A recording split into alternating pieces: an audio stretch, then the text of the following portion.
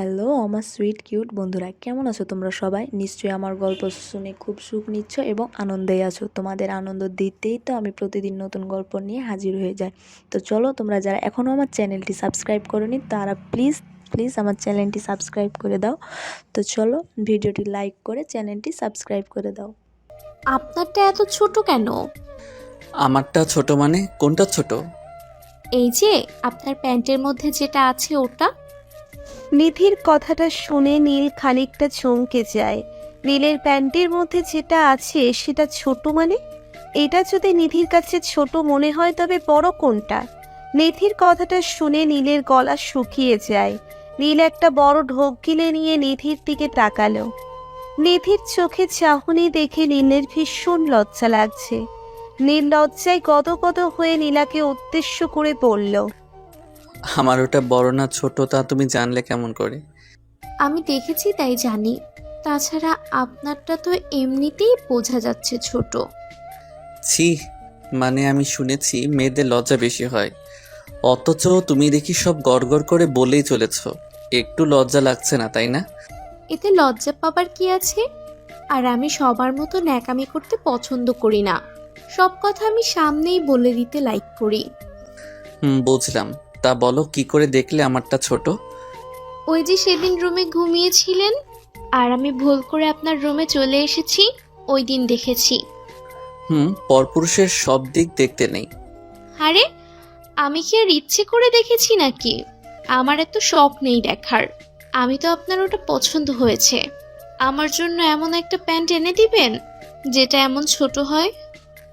নিধির কথাটা শুনে নীল খানিকটা অবাক হয়ে যায়। নিধি প্যান্ট টানার কথা বলছে কেন? নিধি তো অন্য কিছুই মিন করেছে এতক্ষণ। নীল নিধির কথায় খানিকটা চমকে গিয়ে বলল, তুমি প্যান্টের কথা বলছো কেন? তুমি এতক্ষণ কিসের কথা বলেছ? মানে কি ছোট সেটা একটু খুলে বলো তো। আমি আপনার ওই যে হাঁটুর নিচ থেকে কাটা প্যান্টের কথা বলছিলাম। এটার সাইজ বেশ ছোট, গরমের দিনে পরতে সুবিধা হবে আর কি। তার মানে তুমি এতক্ষণ প্যান্টের কথা বলেছো, আর আমি কিনা এতক্ষণ এই প্যান্টকে অন্য কিছু ভেবে বসেছিলাম, আর অযথা লজ্জায় লাল নীল হয়ে গেছিলাম। আপনি আবার কি ভেবেছেন? আর কি ভেবেই বা লজ্জা পেয়েছেন? কিছু না, তুমি এখন যাও। হ্যাঁ, আমি একটু কাজ করব। এখন আবার কি কাজ করবেন? আচ্ছা, আপনি কাজ করেন, আমি আমার কাজ করছি। না না, এখন তোমার কোনো কাজ করতে হবে না, আমি নিজের করে নিব, তুমি যাও।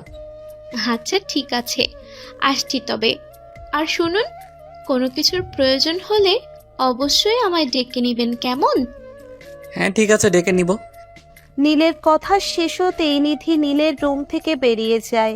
নিধি চলে যেতেই নীল বিছানায় গিয়ে বসে পড়ল। মেয়েটা সব সময় নীলকে কনফিউজ করে দেয়। এমনভাবে কথাটা বলেছে যে নীল তো অন্য কিছুই বুঝেছে। নিজের চিন্তাধারার এতটাই উন্নতি হয়েছে যে কেউ ভালো কিছু বললেও নীলের কাছে সেটা নেগেটিভ কিছু মনে নিয়ে আসে। নীল একটু আগে ঘটে যাওয়া কথাটা ভেবে মনে হেসে ফেলল। নিধি হলো এই বাড়ির কাজের লোক। জি, বাড়ির সকল কাজ সে নিজেই করে। নিধির সাথে নীলের আরও একটা সম্পর্ক আছে, সেটা হলো নিধি তার আপন চাচাতো বোন। নিধির বাবা মা নেই, মারা গেছেন অনেক দিন আগেই।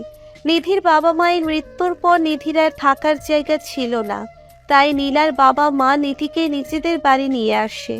আজকাল কেউ যেখানে নিজের স্বার্থ ছাড়া কাউকে এক গ্লাস পানি অব্দি খেতে দেয় না, সেখানে নিধি যে এই বাড়ির মহারানী হয়ে থাকবে তা কল্পনার অতীত। নিধিকে দিয়ে এই বাড়ির ছোট বড় সকল ধরনের কাজ করিয়ে নেওয়া হয়। যদিও নিধি ভাবে নিজের বাড়িতে কাজ করাটা ছোট হবার কিছু নয়, তবে সত্যি তো এটাই যে এই বাড়ির কেউ নিধিকে নিজেদের মেয়ে করে রাখার মন মানসিকতা পোষণ করছে না। তবে তাতে নিধির তেমন কিছু যায় আসে না। মা বাবা নেই, নীলদের বাড়ি ছেড়েই বা কোথায় যাবে সে? এইসব চাইপাশ চিন্তা করে এখানেই পড়ে আছে সে। বিকেলবেলা নিধি সকলের জন্য চা তৈরি করছে। নীল নিধির জন্য কয়েকটা ট্রাউজার আর 3/4 প্যান্ট নিয়ে আসে। নিধিকে তার রুমে না দেখতে পেয়ে নীল রান্নাঘরে চলে আসে। রান্নাঘরে এসে নিধিকে রান্না করতে দেখে নীল বলল, এই যে মহারানী, তোমার জন্য এইগুলো নিয়ে এসেছি, তাও পরে দেখো কেমন লাগছে। নীলের কথায় নিধির টনক নড়ে। নিধি পেছন ফিরে তাকিয়ে নীলকে দেখে মুচকি হাসি দিয়ে বলে, আপনি এক কাজ করুন, আমার রুমে গিয়ে এটা রেখে দিন, আমি চাটা সবাইকে দিয়ে আসছি। ওকে, ঠিক আছে। নীল রান্নাঘর থেকে সোজা নিধির কথা মতো চলে যায় নিধির রুমে। নিধির রুমটায় ঢোকার পর যে কেউ বলে দিতে পারবে মেয়েটার রুচির জবাব নেই, কারণ নিধি সব সময় নিজের রুমটা এতটাই সুন্দর করে সাজিয়ে রাখে যে এই রুমে আসার পর আর যেতে ইচ্ছে করে না। সব জিনিস সাজিয়ে গুছিয়ে পরিপাটি করে রাখা হয়েছে। নীল নিধির জন্য নিয়ে আসা জামাগুলো সোফার উপর রেখে দিয়ে নিধির রুম থেকে বেরিয়ে যেতে নিল। দরজার কাছাকাছি আসতেই নীলের চোখ পড়ল নিধির পড়ার টেবিলের দিকে। পড়ার টেবিলের সবকিছু সুন্দর করে গুছিয়ে রাখা থাকার পরেও একটা ডায়েরি বেশ অগোছালোভাবে রাখা আছে। ডায়েরির মধ্যে রাখা আছে একটি পেন। হয়তো নিধি কিছু লিখছিল, তখনই তার ডাক পড়েছে। নীল ডায়েরিটা গুছিয়ে জায়গা মতো রাখতে যেতেই নীল দেখতে পায় কিছু লেখা আছে এতে। নীল পড়তে লাগলো ডায়েরিটা। কিছু সময় নীল ডায়েরির পাতায় চোখ বুলিয়ে নিতেই আচমকা নীলের চোখে আটকে যায় ডায়েরির একটি পাতা, যেই পাতায় হয়তো তাদের জীবনের ভালোবাসার গাথা নিয়ে এসেছে। নীল দেখতে পেল শুরু থেকে শেষ অবধি শুধু নীলের ব্যাপারেই লেখা আছে। নীল নিধিকে কখন কি উপহার দিয়েছে, কখন নিধিকে বকেছে, একদম সবকিছু লেখা আছে এতে। নিধির ছেলে মানুষই দেখে নীল হেসে ফেলল। ডায়েরি পড়ে পাতা উল্টে দেখতেই নীল ভীষণ চমকে যায়। নিজের চোখেও যেন বিশ্বাস হচ্ছে না তার। নীল ভালো করে চোখ গলিয়ে লেখাটা দেখতেই বুঝতে পারল যে সে যা দেখছে তা ঠিক দেখছে। নীল নিজের চোখের সামনে দেখতে পেল লেখা আছে, আমার না বলা কথাগুলোর মাঝে একটাই কথা আছে, ভালোবাসি তোমায় নীল, অনেক ভালোবাসি। নীল লেখাটা পড়তেই দ্রুত ডায়েরি বন্ধ করে নিধির রুম থেকে বেরিয়ে এলো। নিধির রুম থেকে সোজা নীল নিজের রুমে চলে আসতেই নীল দেখল নিধি তার রুমে এসেছে। নীলকে দেখে নিধি বলল, আপনার জন্য চা নিয়ে এসেছি, এক্ষুনি খেয়ে নিন, ঠান্ডা চা খেলে মজা পাবেন না। নিধি, আমার তোমার থেকে কিছু জানার আছে। জি বলুন না, কি জানার আছে? না মানে আমি কি করে কথাটা বলি সেটা ভেবে পাচ্ছি না। এত সংকোচের কি আছে, মন খুলে বলে দিন কি বলতে চাইছেন। আসলে আমি বলতে চাই। নীল কথাটা বলতে গিয়েও যেন থেমে যায়। কিছু একটা ভেবে নীল নিচের কথাটা বলতে পারল না। নীল সাবধানতার সাথে কথাটা এড়িয়ে গিয়ে বলল, যে জিনিসগুলো নিয়ে এসেছি এগুলো যদি তোমার পছন্দ না হয় তবে আমায় আবার দিয়ে যেও, কেমন? আমি চেঞ্জ করে নিয়ে আসবো। জি অবশ্যই বলবো, এখন আমি যাই তবে। যাও। নিধি রুম থেকে চলে যায়। নীল বসে বসে ভাবছে নিধি ওই লেখাটা কেন লিখেছে। তবে কি সত্যিই নিধি নীলকে ভালোবাসে? এটা তো এমনি এমনিও লিখতে পারে, তবে এমনি এমনি কেন নীলের নামটাই লিখবে? তবে কি নিধির মনের মধ্যেও ঠিক এটাই চলছে? নীল যেন কিছু ভেবে উঠতে পারছে না। নিধিকে অপছন্দ করার মতো কোনো কারণ নেই, কারণ নিধি অতুলনীয়। তবে নীল কখনো ভাবেনি নীলের সাথে তার কিছু হবে। নিধি কখনো নীলকে পছন্দ করতে পারে সেই ধারণাও নীলের ছিল না। নিধিকে সে অনেক বছর ধরে জানে। নিধি কোনো ফালতু মেয়ে না যে তার সাথে কোনো ধরনের মজা করবে। নীল ভীষণ চিন্তায় আছে কি করে নিধির থেকে এই কথাটা ক্লিয়ারলি জানবে সে। কিছুই বুঝতে পারছে না নীল। রাতের খাবার শেষ করে নীল নিজের রুমে বসেছিল। মনটা ভীষণ বিচলিত হয়ে আছে তার। এভাবে বসে থাকাটা যেন তার পক্ষে সম্ভব হচ্ছে না। নীল ভেবে নিল যে নিধির সাথে গিয়ে একটু কথা বলা যায়, আর কথায় কথায় নিধির থেকে সত্যিটাও জানা যাবে। নীল নিচের ভাবনা মতো নিচের রুম থেকে বেরিয়ে যায়। নিধির রুমের সামনে আসতেই নীল দেখতে পায় নিধি পড়ছে। নীল নিধিকে উদ্দেশ্য করে বলল, আমি কি আসতে পারি? আরে আসুন না প্লিজ। তা কি করছিলে এতক্ষণ? এই পড়ছিলাম, সামনে পরীক্ষা তো। বুঝলাম।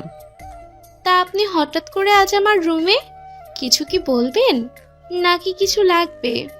বলুন, আমি নিয়ে আসছি। এই ওখানেই বসো, আমার কিছু চাই না, আমি তোমার সাথে একটু কথা বলতে এসেছি। আমার সাথে কথা? কি কথা বলুন না। না মানে আচ্ছা নিধি, সরাসরি কথাটা বলে ফেলি, এত ঘুরিয়ে ফিরিয়ে কথা বলতে পারি না আমি। জি বলুন না। আচ্ছা সত্যি করে বলবে, তুমি কি কাউকে ভালোবাসো বা পছন্দ করো? নীলার কথাটা শুনে নিধি মাথা নিচু করে ফেলল। নীলের কথার কি জবাব দিবে সে? হয়তো ভেবে পাচ্ছে না নিধি। নীলের কথাটা শুনে নিধির মুখে চিন্তার ছাপ পড়ে যায়। নীল বিষয়টা বুঝতে পেরে আবারও বলল, কি হলো নিধি, এমন করে চুপসে গেলে যে? বরং বলো না, কাউকে কি তোমার পছন্দ হয়? হ্যাঁ মানে, না আমি কাউকে পছন্দ হয় না। আমার আবার কাকে পছন্দ হবে? শুধু শুধু এইসব বলিয়েন না। তুমি মিথ্যা বলছো, তোমার চোখ মুখ সেটা জানান দিচ্ছে।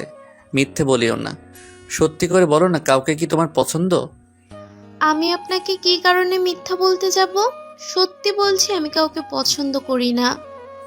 আচ্ছা, তবে আমার মাথায় হাত রেখে বলো, তবেই আমি বিশ্বাস করব।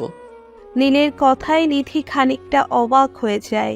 নিধি বিচলিত হয়ে নীলকে উদ্দেশ্য করে কাঁপা কাঁপা গলায় বলল, আমি কেন অযথা আপনার মাথায় হাত রেখে বলতে যাব? দেখুন, আমি কাউকে পছন্দ করি না। আমার পরীক্ষা আছে, আমায় পড়তে দিন। চলবে না, আমার মাথায় হাত রেখে বলতে হবে, তবেই আমি মানব। আর সত্যি আমি চলে যাব। না, আমি কসম করতে পারবো না। নিধির কথাটা শেষ হতেই নীল দুম করে নিধির হাত ধরে ফেলে আর নিধির হাতটা শক্ত করে নিচের মাথার উপর চেপে ধরে রাখে। নিধি দুবার চেষ্টা করল নীলের হাত থেকে নিজের হাত সরিয়ে নিতে, তবে নীল বেশ শক্ত করে চেপে ধরায় নিধি কোনোভাবেই নিজের হাতটিকে সরাতে পারল না।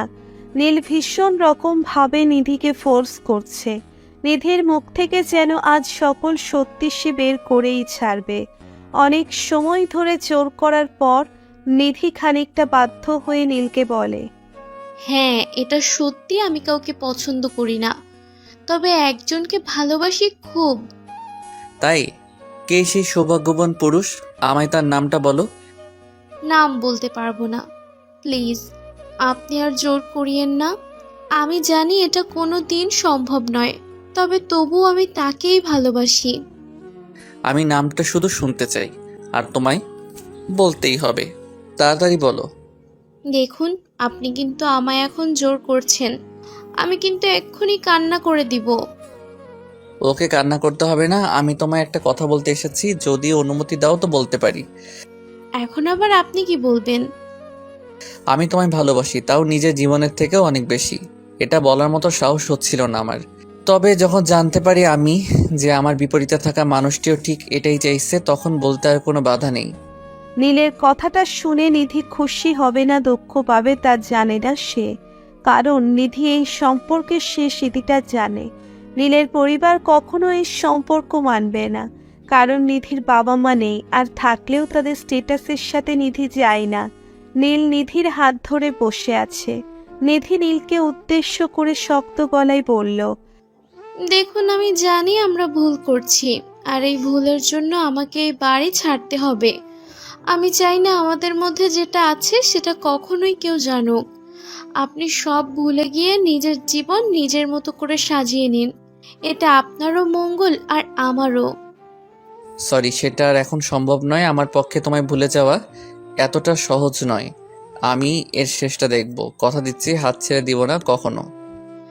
আপনার কথায় কিছুই হবে না। প্লিজ বোঝার চেষ্টা করুন। আপনি যেটা বলছেন সেটা। নিধি কথাটা সম্পূর্ণ বলার আগেই নিধি দেখতে পেল দরজার ওপার থেকে নীলের পিছনে দাঁড়িয়ে আছে নীলের বাবা মা। নীলের বাবা মাকে দেখতে পেতেই নিধির মুখের উপর থেকে হাস্য উজ্জ্বল ভাবটা উঠে যায়। নিধির চোখ জোড়া এক ঝটকায় ছানা বড়া হয়ে গেল। চমকে গিয়ে নিধি নিজের জায়গা থেকে উঠে দাঁড়ালো। ভয়ে যেন তার সারা শরীর থরথর করে কাঁপছে।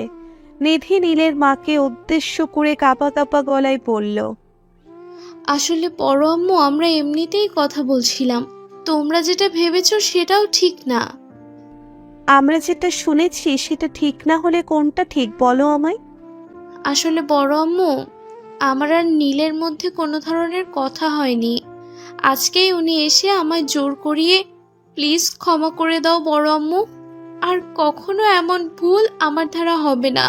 প্লিজ দয়া করে আমায় এই বাড়ি থেকে তাড়িয়ে দিও না। নিধি ভীষণ সরল মেয়ে। নীলের আম্মুর কাছে অনুরোধ করেই কান্না করতে লাগলো নিধি। নিধির কান্না দেখে নীল মাথা নিচু করে আছে। নীল এত সহজে নিজের ভালোবাসার মানুষটিকে একা ছাড়বে না। দরকার পড়লে নীল নিধিকে নিয়ে এই বাড়ি ছেড়ে দিবে। তবুও নিধিকেই তার চাই। নীলের নীরবতা দেখে নীলের আম্মু কিছু বলল না। নিধিকে উদ্দেশ্য করে হেসে দিয়ে নীলের আম্মু বলল, এই পাগলি মেয়ে, কোন বাড়ির কথা বলছিস তুই? এই বাড়িটা আমাদের সকলের, আর তোকে আমি আমার ছেলের বউ হিসেবে নয়, আমার নিজের মেয়ের মতো করে রাখবো। তুই কান্না করিস না, শান্ত হয়ে যা, নীলের সাথেই বিয়ে দিব তোকে।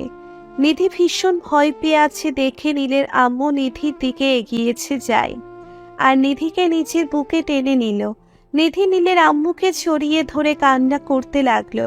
নিজের বাবা মা না থাকায় বাহিরের রোদের প্রখরতা নিধি জানে, তাই তার ভয় হয় ভীষণ। কারোর বাড়িতে আশ্রিতা হয়ে থাকাটা হয়তো এটাকেই বলে। নীলের বাবা মা অতটাও খারাপ না যে নিধিকে বুঝবে না। নিধির মতো কাউকে খুঁজে পাওয়ার এতটা সহজ নয়। অতঃপর নীল আর নিধির বিয়ে হয়ে যায়। ভালোবাসা যখন দুজনের সত্যি হয়, তখন তাদের আটকে রাখার ক্ষমতা কি কারোর থাকে? বেঁচে থাকুক এমন সব ভালোবাসা।